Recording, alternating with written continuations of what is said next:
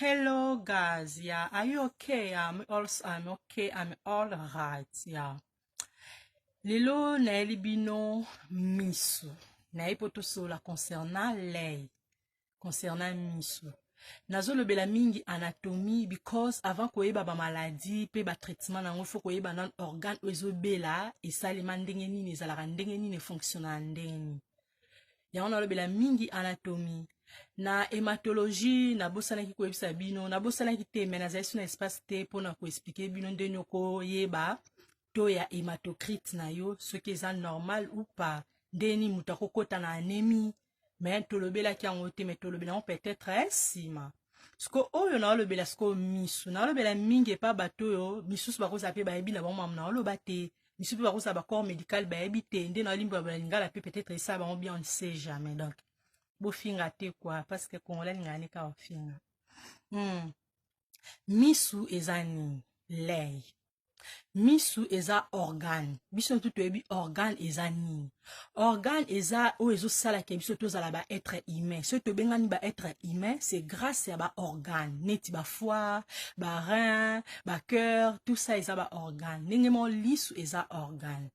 lisu eza organe mo eza tellement mokie mais eza puissant ya puissant makasi lisu mais tala ndenge eza mokie eza la 24 à 25 mm de diamètre et pesaka 8 grammes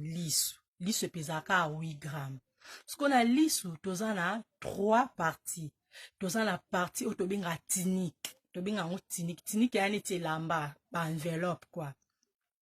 toza na 3 tiniques. Toza la tinique externe, toza la tinique moyenne, toza la tinique interne, fine transparente. Siko na kati ya 3 tiniques wana, na tinique oyo ya liboso oyo tobengi tinique externe, toza na corne, na sclère. Sclère eza blanc d'œil, oyo ya blanc wana tomona yango wana ndi sclère. Siko oyo ya mwindu wana eza pe mwa transparent ya mwindu wana toomona yango nde tobenga corne oyo ya pembe tobenga yango sclère nde tobenga yango blanc d'œil siko na yango eza vraiment na ba vaisseau ebele eza vraiment très vasculaire na partie oyo tobi tinique externe ya misu eza vraiment très vasculaire ils ont la vaisseau ebele oyo ezomata ntina mutu na cerveau nde na explika bino kota cerveau siko toke na deuxième tunique toza na oyo babengaka tunique moyenne na tunique moyenne wana toza na iris na choroïde na corps ciliaire sikoyo yango na deuxième wana na tunique moyenne eza nango vasculaire te eza nango na ba vaisseau te eza non vasculaire mais na kati nango toza na choroïde toza na iris toza na corps ciliaire partie moyenne wana tobenga yango UV partie moyenne siko tokomi na partie interne oyo eza troisième partie nde na biso bino troisième tinique toza na tinique interne na tinique interne eza fine pe transparente eza awa na nini na noir mais ezala transparente emonana vraiment te eza transparente vraiment yango nde tobengi rétine eza vraiment transparente ya na yango nde tobengi na nkombo ya rétine sikoyo toyeba sikoyo barole nango eza nini na ba 3 tinique wana natangeli bino d'abord l'œil oyo nyonso tobenga yango globe oculaire ensemble oyo nyonso enveloppe oyo nyonso oyo ezokanga miso tobenga yango globe oculaire oyo tobengaka blanc d'œil wana yango role nango eza koprotege misu contre batraumatisme extérieur d'autres traumatismes boyebi soki traumatisme eza nini tout le monde le sait oyo wana tobengaka blanc d'œil wana sikoyo ezalaki role ya blanc d'œil sikoyo role ya corne oyo ya noir corne transparente là role nango eza nini eza ya kodévier rayon lumineux ntina rétine rétine eza oyo tolobaki eza tinique interne na kati kuna ya miso ya siko noir yango ezodevie nini lumière rayon lumineux na kati ya rétine wana après toza na oyo ezocouvrir blanc d'œil wana nyonso tobenga yango conjonctive soki peut-être nde bobelaka polo ekomaka rouge nde toba conjonctivité aza na conjonctivite tobenga yango conjonctive na bapoint oyo nyonso oyo wana nyonso ya rouge oyo ezo enveloppe blanc wana nyonso tobenga yango conjonctive. Toke sikoyo na tinique moyenne oyo tolobaki eza non vasculaire yango eza nango na bavaisseau te eza non vasculaire tolobaki toza na iris na corps toza na iris toza na corps cyclaire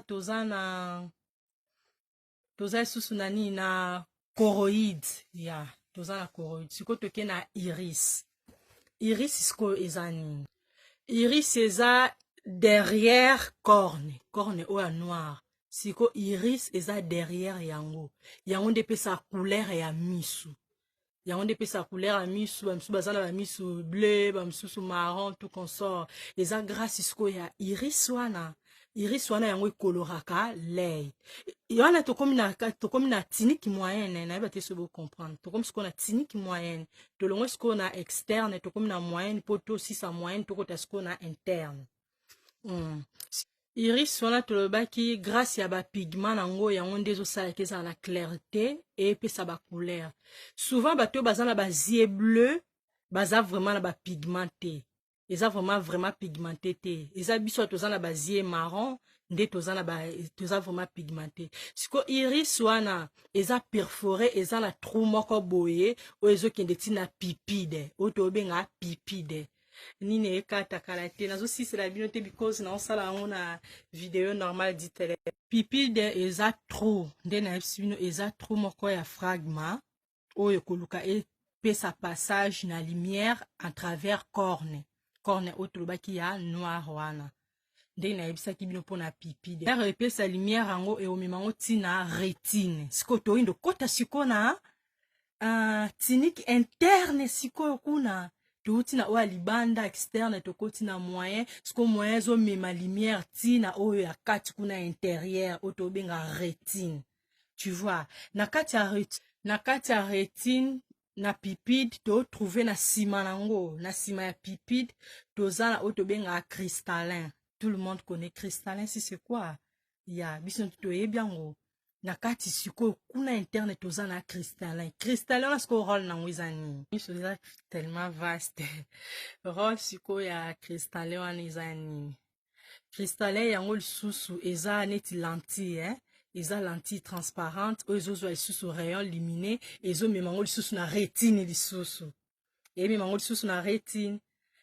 eza rayon moko eza lumineux lisusu parce que toza na bakushe ebele na misu toza na bakushe ebele vraiment kushe ebele siko cristallin wana ezolekisa lisusu lumière par rétine ale rétine ememi yango lisusu na iris la bétine est vaste, je vous dis, est vaste. Attends le bilan de ça, la vidéo, tout ce qui s'est mais il suffit de bataille essentielle, hein. Dès que les autres temps, parce que médecine, ça tellement vaste. Non, tout côté, côté, maladie, bah, glaucome, donc, bah, maladie, belé, tendé, mission fonctionne à tout consort. Non, tout côté, mais, charge déjà à mon élingue qui n'est pas aussi là. Par, ni noana, au place de lumière, qui n'est pas iris, on a des tozo bengango, corps, ciliaire nde nayebisaki bino na par rapport a banini toza na corps ciliaire wana eza na bafonction ebele na misu oyo ezopermettre cristallin par bapetite bile par bapetite bile moko eza wana mpona epesa forme na cristallin ya po epesa forme na cristallin corps ciliaire wana sikoyo yango sikoyo cristallin yango sikoyo ekosekrete ni oyo tobengaka nini oyo tobengaka liméracuse wana yango nde kopermettre l'œil et garder toujours tension na yango parce que tolobi vision ezala toujours permanent te na ba âge nyonso non ekomaka na ba âge mosusu neti na ba 50 60 likolo vision eyabesaka siko kuna nyonso wana mpe oyekola wana moni espace ekomosila kuna nyonso wana mpe oyekola yango après ndenge nini vision ekenda koabese par rapport ya ba âge ndenge nini moto akoma na infection nini esalaka glaucome esalemaka wapi po glaucome eza maladi moko boye ya misu oyo ezalaka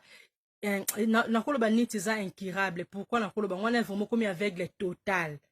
parce que traitement nango ezalaka kaka bayeba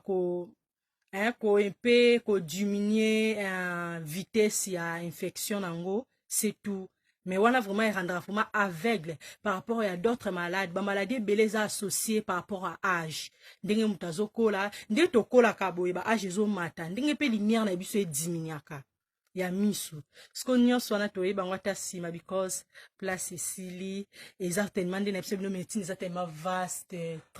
très vaste organe moko kaka eza très vaste donc nayebi te soki tosala yango bandirect ou comment direct mpe na telefone nanga nayebaka te donc c'est ça aussi les problèmes chet ok bozala bien nzambe azala na bino je vous aime trop tokontinue na baélément na baorgane toujours moko totesa ka mokie tozosala basynthèse après baprofondeur motu ye moko akota na ndenge na ye nakomisa motu nyonso médecin te motu nyonso infirmier te mais quand même ça peut aider aussi et pas bainfirmier mosusu sikoyo bayeba baexplication na lingala boye ya